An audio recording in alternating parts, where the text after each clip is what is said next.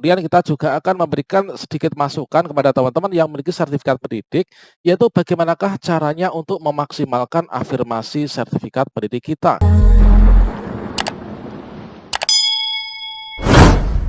Sobat-sobat semuanya, guru honorer pemilik sertifikat pendidik belum tentu bisa lolos tes P3K tahap 2 dan juga tahap 3, meskipun memiliki afirmasi maksimal untuk mendapatkan 500 poin, teman-teman. Jadi nanti bisa langsung lulus untuk kompetensi teknis ya. Namun di sini saya bisa membuktikan bahwa teman-teman guru honorer pemilik sertifikat pendidik ini belum tentu lolos tes P3K tahap 2 dan juga tahap 3. Video ini khusus kita buat bagi sobat-sobat guru honorer yang memiliki sertifikat pendidik untuk bisa lolos tes tahap 2 dan juga tes tahap 3. Nah, lantas teman-teman, mengapa kita sudah memiliki afirmasi penuh tapi kok kita bisa nggak lolos nantinya? Nah, ini kira-kira mengapa sebabnya? Soalnya di sini kita akan memaparkan terkait tentang kriteria guru honorer yang bersertifikat pendidik tidak lolos P3K. Kemudian kita juga akan memberikan sedikit masukan kepada teman-teman yang memiliki sertifikat pendidik, yaitu bagaimanakah caranya untuk memaksimalkan afirmasi sertifikat pendidik kita. Silahkan simak video ini sampai selesai. Namun sebelum kita lanjutkan, perlu saya ingatkan mungkin bagi teman-teman yang baru pertama kali menemukan channel ini, silahkan klik tombol subscribe-nya dan aktifkan notifikasi loncengnya, sehingga nanti jika ada update video terbaru, teman-teman tidak akan ketinggalan informasi. Sobat-sobat semuanya, berdasarkan analisa pribadi saya, di sini kategori peserta pemilik sertifikat pendidik setidaknya di sini dibagi menjadi bagian ini, teman-teman.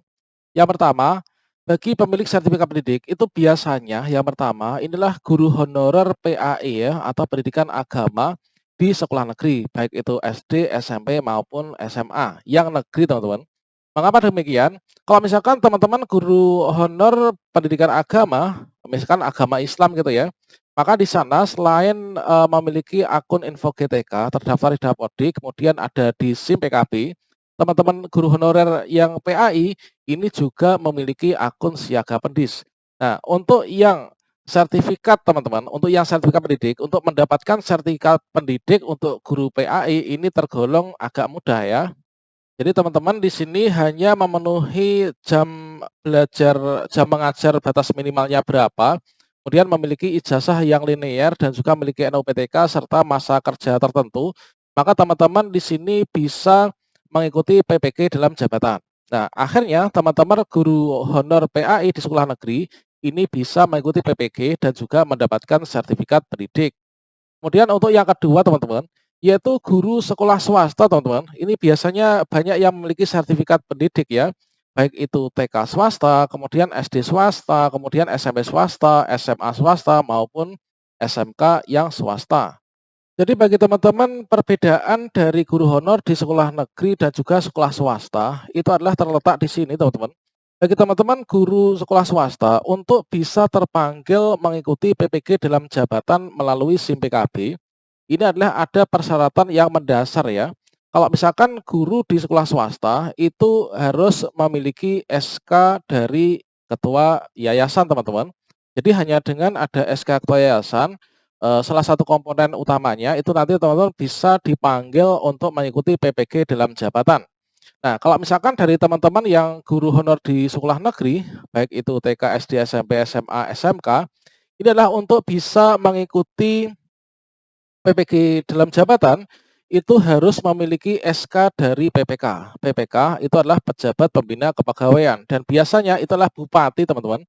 Nah, bupati, wali kota ataupun gubernur itu biasanya memberikan SK itu adalah kepada kategorinya itu ada dua, teman-teman. Yang pertama itu adalah PNS, yaitu kalau misalkan teman-teman melihat SK CPNS itu pasti yang menandatangani itu adalah kalau enggak wali kota ya bupati ya, sesuai dengan wilayah instansinya masing-masing. Kemudian selain PPK itu memberikan SK kepada CPNS itu adalah SK P3K, teman-teman. Jadi SK P3K itu perjanjian antara seorang P3K dengan PPK, pejabat pembina kepegawaian. Itulah salah satu penyebab mengapa guru honor di sekolah negeri tidak bisa berangkat PPG untuk mendapatkan sertifikat pendidik. Nah, di sini guru sekolah swasta dengan kemudahan itu bisa mendapatkan sertifikat pendidik. Jadi tidak heran jika teman-teman guru honor sekolah swasta itu banyak yang memiliki sertifikat pendidik ya. Dan untuk, di sini nanti ujian P3K Guru itu sangat bermanfaat sekali ya bagi teman-teman yang memiliki serdik tersebut. Kemudian yang ketiga teman-teman, yang memiliki sertifikat pendidik itu adalah biasanya guru honor di SMA atau SMK negeri. Nah, mengapa demikian teman-teman? Nah, di sini teman-teman guru honor di SMA atau SMK negeri itu bisa berangkat PPG dan akhirnya bisa memiliki sertifikat pendidik. Dikarenakan apa? Dikarenakan sejak beberapa tahun yang lalu untuk SMA dan SMK negeri itu kewenangannya ditarik ke provinsi teman-teman. Jadi bukan di sekolah lagi ya. Jadi ditarik ke provinsi, artinya teman-teman yang berhasil mendaftar di sana melalui pendataan proses pendaftaran, maka teman-teman guru honor di SMA atau SMK negeri itu berhasil mendapatkan SK dari gubernur. Nah, gubernur itu adalah kewenangan provinsi untuk pejabat pembina kepegawaian. Nah, dikarenakan teman-teman di guru honor sekolah negeri SMA SMK dapat SK gubernur, maka teman-teman bisa terpanggil untuk berangkat PPG dalam jabatan, teman-teman.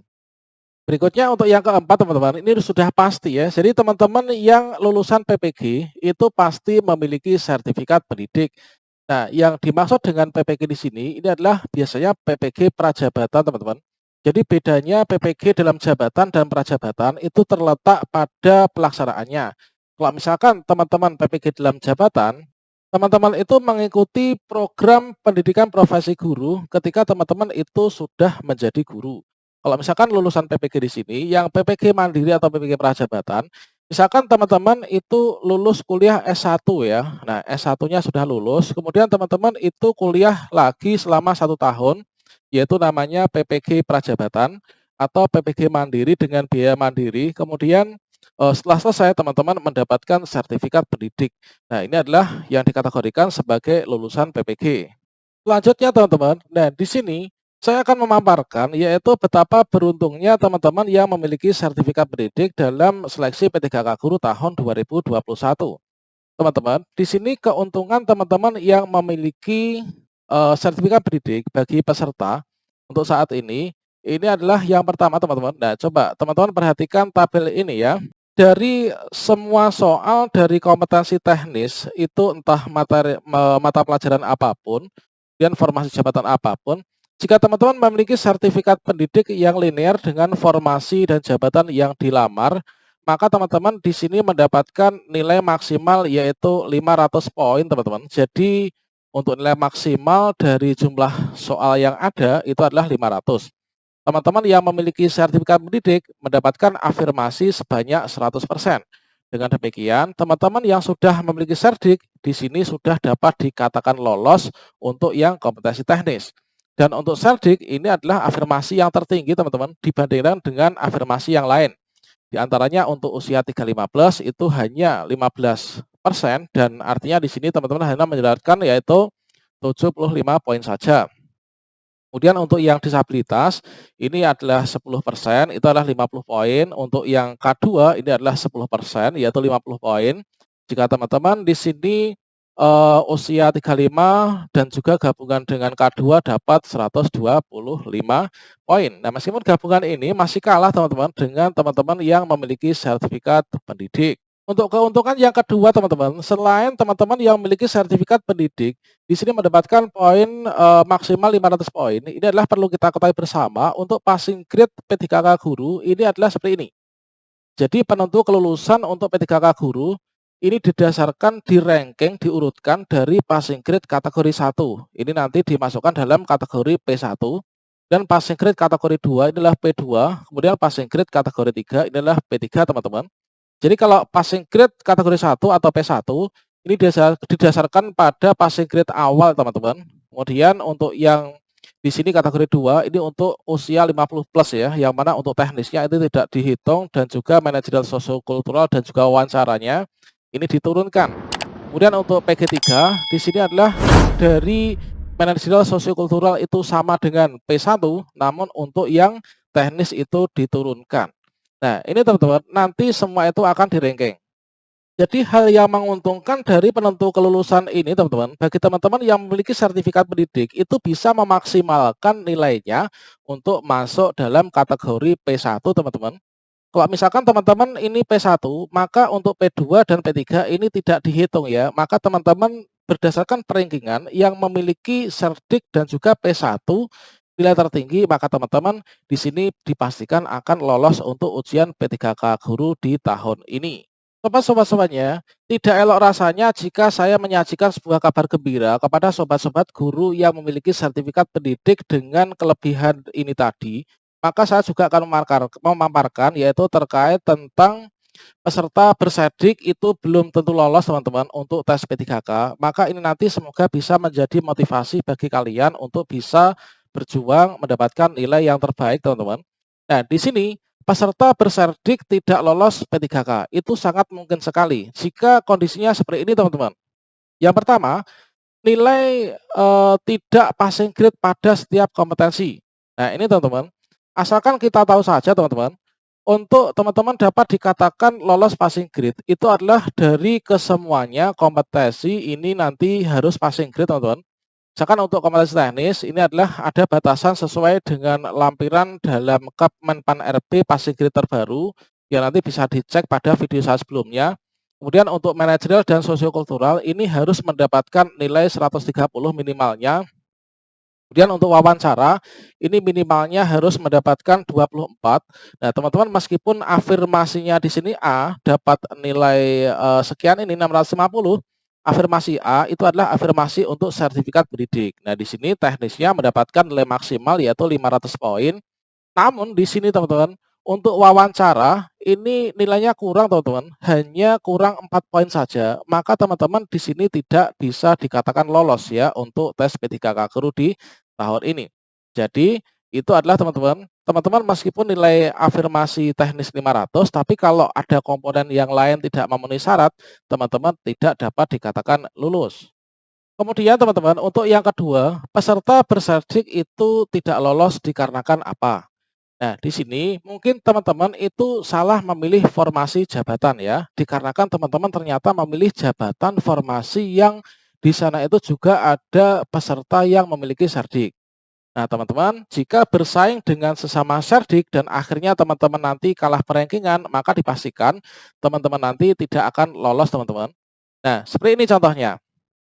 Nah, di sini ada pesertanya misalkan ada Bu Tina dan juga Pak Anton. Nah, masing-masing dari Bu Tina dan Pak Anton ini memiliki afirmasi A, teman-teman, yaitu sertifikat pendidik, semuanya untuk teknisnya ini lolos ya, yaitu 500 poin, mendapatkan nilai maksimal.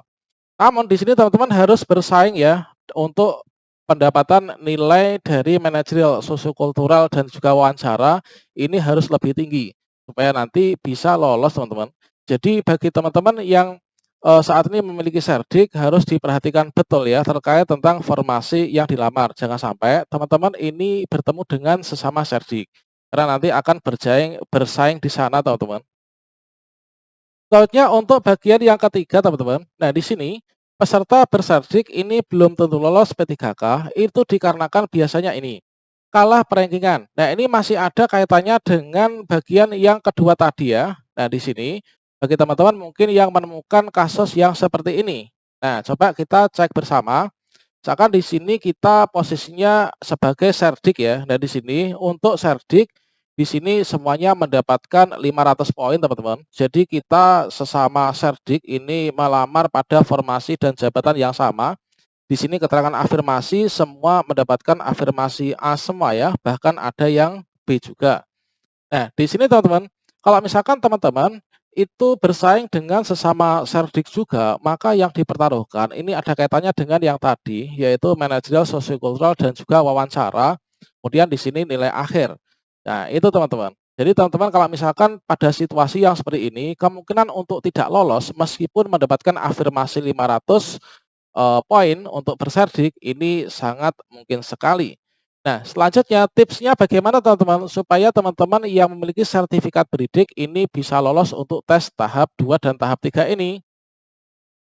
Oke, di sini kita bahas dari yang pertama teman-teman, yaitu peserta berserdik yang tidak lolos P3K. Itu adalah seperti ini, kita lihat pada kasus yang pertama ya, yaitu nilai teman-teman ini tidak PG pada setiap kompetensinya. Nah, kalau misalkan seperti ini, maka teman-teman yang memiliki sertifikat pendidik, maka untuk kompetensi teknis dikarenakan sudah 500 poin, maka ini tidak usah terlalu dirisaukan ya, anggap saja ini sudah lulus. Teman-teman perlu memaksimalkan untuk nilai manajerial dan sosiokultural serta nilai wawancaranya. Dikarenakan di sini untuk manajerial, sosiokultural, dan juga wawancara, ini waktunya sangat terbatas sekali teman-teman. Kalau misalkan teman-teman tidak bisa memanajemen waktu, nanti teman-teman tidak akan bisa, mendapatkan nilai yang terbaik ya. Jadi teman-teman tinggal memaksimalkan untuk kompetensi yang kedua ini.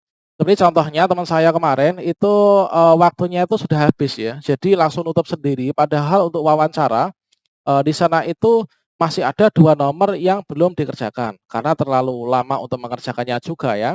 Akhirnya nilainya kurang 2 poin saja, itu juga tidak lulus teman-teman, meskipun teknis dan manajerial sosiokulturalnya ini sudah lulus. Kemudian kita lihat pada kasus yang kedua ya. Nah, di sini peserta yang tidak lolos itu kan di sini kita salah memilih formasi jabatan, bersaing dengan sesama serdik ternyata.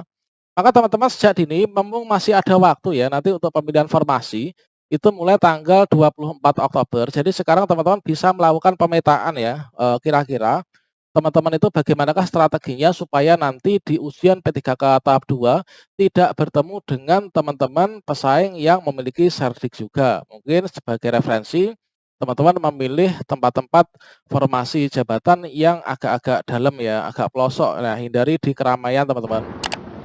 Itu juga berlaku untuk yang kasus ketika kalah perenggangan ini ya. Jadi jangan sampai teman-teman nanti menemukan kasus seperti ini. Jadi pesaingnya semua berserdik. Nah, itu teman-teman. Semoga bermanfaat ya. Wassalamualaikum warahmatullahi wabarakatuh.